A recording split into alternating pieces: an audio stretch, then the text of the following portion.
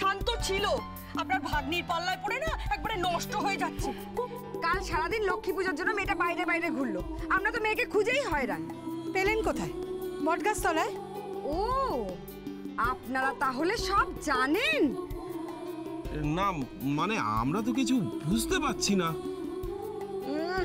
না না, কালকে আমি মিনিদিকে দেখেছি বটগাছের তলায় বসে আলপনা দিচ্ছিল।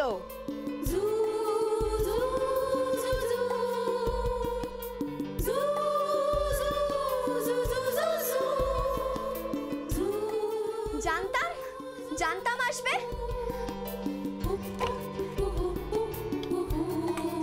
ছি ছি ছি ছি ছি, বিয়ের আগে মেয়েটাকে কেউ এভাবে বাইরে বার করে?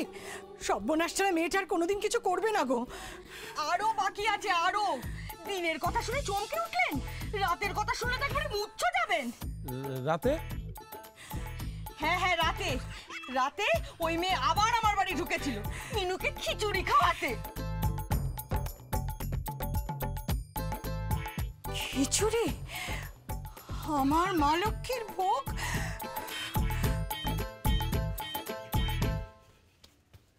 দিনে গেছে গেছে, রাতে কি করে যায় লক্ষ্মী দি? গিয়ে দেখো মা শিকলি দিলে আটকে রেখেছে লক্ষ্মী দিদিকে সেই কাল দুপুর থেকে। এই, তবে কি আমরা মিছে কথা বলছি নাকি? হ্যাঁ, এই জন্য অলক্ষীটার এই অবস্থা হয়েছে, বুঝেছো? এইটুকু পুচকি মেয়ে যদি এরকম করে কথা বলে, তাহলে অলক্ষীর মতো ধাড়ি মেয়ে কি করবে একবার ভেবে দেখো। অলক্ষী কাল রাতে আপনাদের বাড়ি গেছিল? শুধু যায়নি মিনুদি, ঘড়িটা একবারে লন্ড ভন্ড করে দিয়ে এসছে। আপনারা নিজের চোখে দেখেছেন? নিজের চোখে দেখেছো? তবে আর বলছে কি? বলছো তো? আমার কথা যদি বিশ্বাস না করেন, নিজে চলুন, নিজের চোখে দেখে আসবেন। ও বাড়িতে যে অলক্ষী প্রবেশ করেছিল তার পদচিহ্ন বাড়ির সর্বত্র। কেন, কি করেছে সে? কি করেনি আগে সেটা বলুন। সারা বাড়িটাকে একবার আস্তা করে বাড়িয়ে ফেলেছে।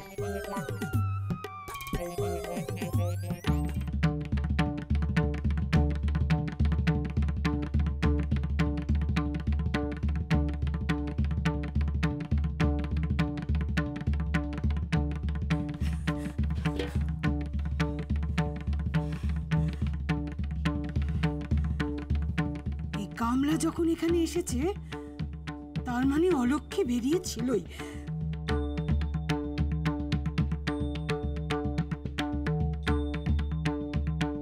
আজ ওর একদিন কি আমার একদিন।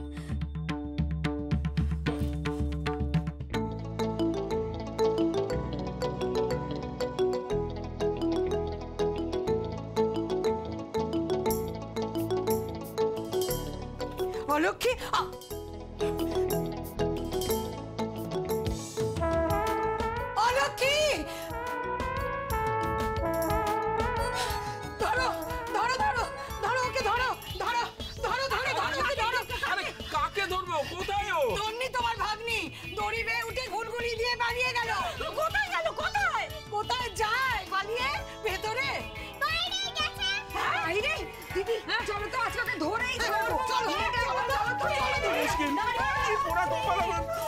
নিজের কপাল নিজেই পোড়াচ্ছে গো। আরে মামি মামি, এই দাদা, তুই যেতে পারছিস না? যেটি কেউ কে ধরতে পারবে নাকি? দাঁড়া, দেখাচ্ছি মজা। অলক্ষী, যে আমার লক্ষ্মী, যে আমার লক্ষ্মী, লক্ষ্মী যেন বাড়াতে পারে ঠাকুর। লক্ষ্মী দিদি, এই ধর ধর ধর, ভালো করে। এই অলক্ষী যাবি না ওদিকে, তাড়াতাড়ি চল। কেন পালাকে যাও না? তুমি যাও, ধরো দেখো ওদিকে। আর আমি পারি না, কোথায় গেল? একদম ঝুল থেকে দৌড় হয়ে গেল। আরে গেল কোথায়? দেখো মিনতি।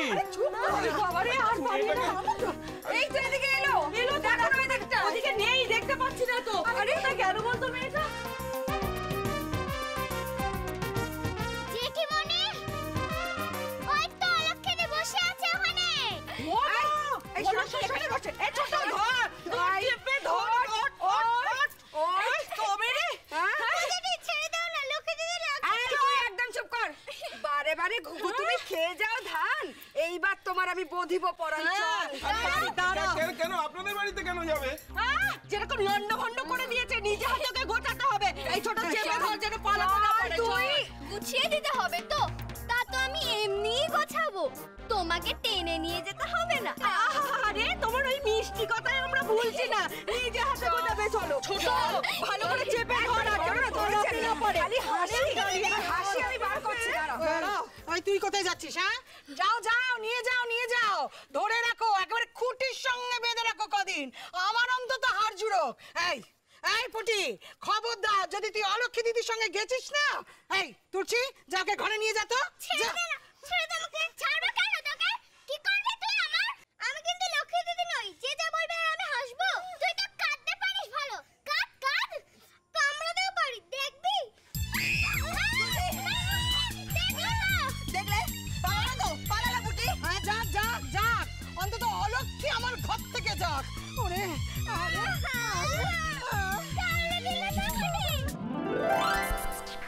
কি ফ্যাসাতেই না পড়লাম।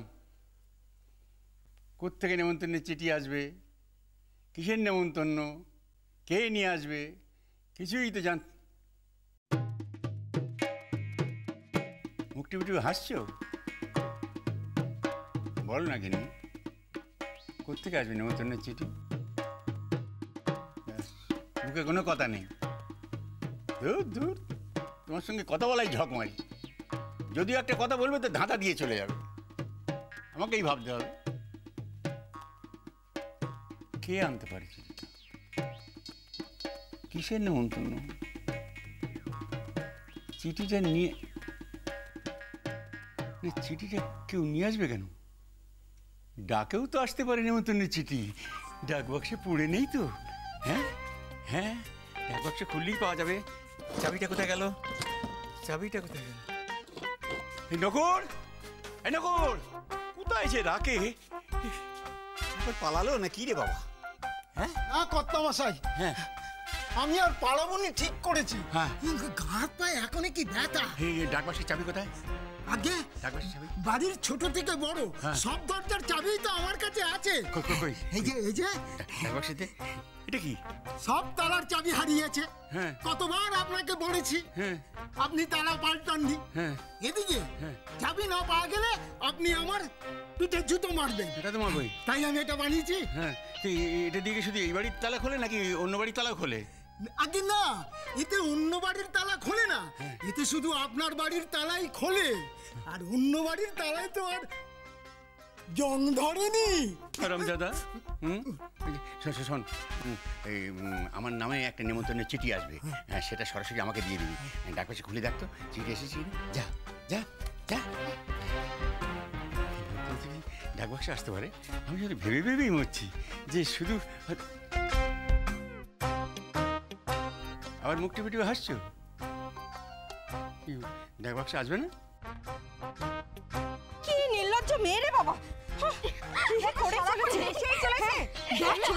মামি ঘরের মধ্যে আটকে রাখলো, ও ঘুলঘুলি টপকে বেরিয়ে পালিয়ে এলো। ওকে মাটিতে পোতো না, মাটি ফুঁড়ে গাছ হয়ে বেরোবে। চল। কি হলো রে? কি হলো? কি যেন একটা ফুটলো।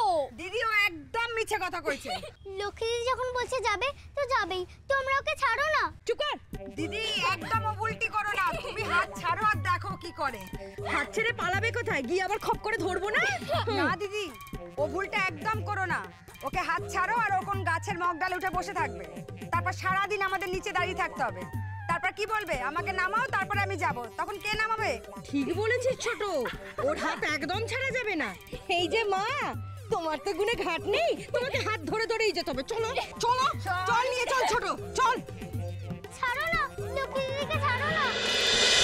সংসার সুখের হয় রমণীর